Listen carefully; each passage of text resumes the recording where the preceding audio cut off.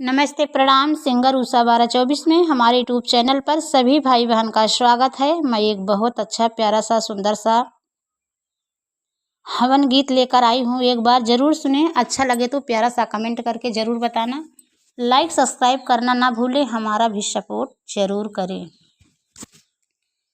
सुंदर कल्पित हवन होला, हवन होला, हवना में गुड़ घी चावल होला।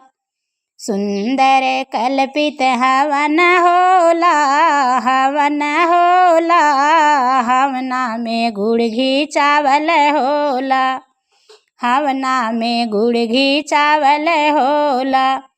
हवना महक सुने रामा जी आए, हवना महक सुने रामा जी आए।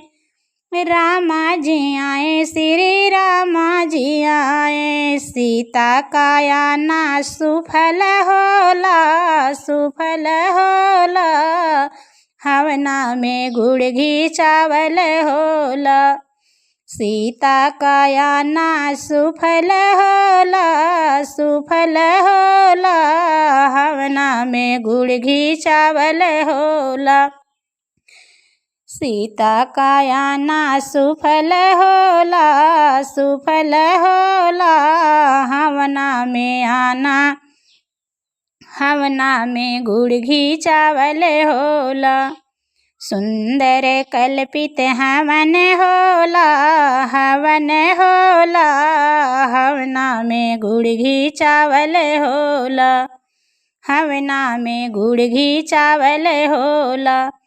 हवना महक सुने शंकर जी आए, हवना महक सुने शंकर जी आए। शंकर जी आए, शिव शंकर जी आए। गौरा के आना सुफल होला, सुफल होला, हवना में गुड़ घी चावल होला। हवना में गुड़ घी चावल होला। गौरा के आना सुफल होला, सुफल होला, हवना में गुड़ घी चावल होला। सुंदर कल्पित हवन होला, हवन होला, हवना में गुड़ घी चावल होला। हवना में गुड़ घी चावल होला। हवना महक सुने विष्णु जी आए, हवना महक सुने विष्णु जी आए। विष्णु जी आए, श्री हरि जी आए। विष्णु जी आए, श्री हरि जी आए। लक्ष्मी के आना सुफल होला, सुफल होला, हवना में गुड़ घी चावल होला।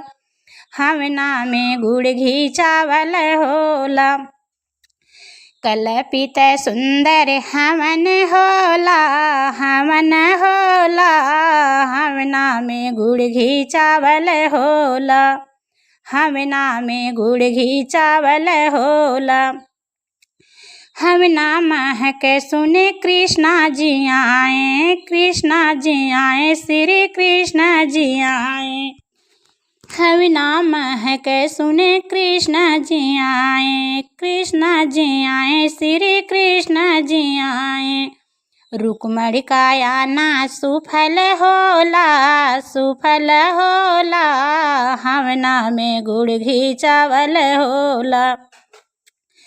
रुक्मणी काया ना सुफल होला, सुफल होला, हवना में गुड़ घी चावल होला।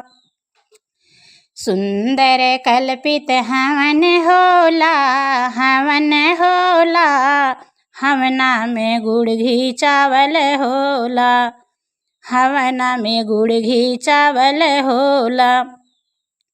हवना महक सुने ब्रह्मा जी आए, हवना महक सुने ब्रह्मा जी आए।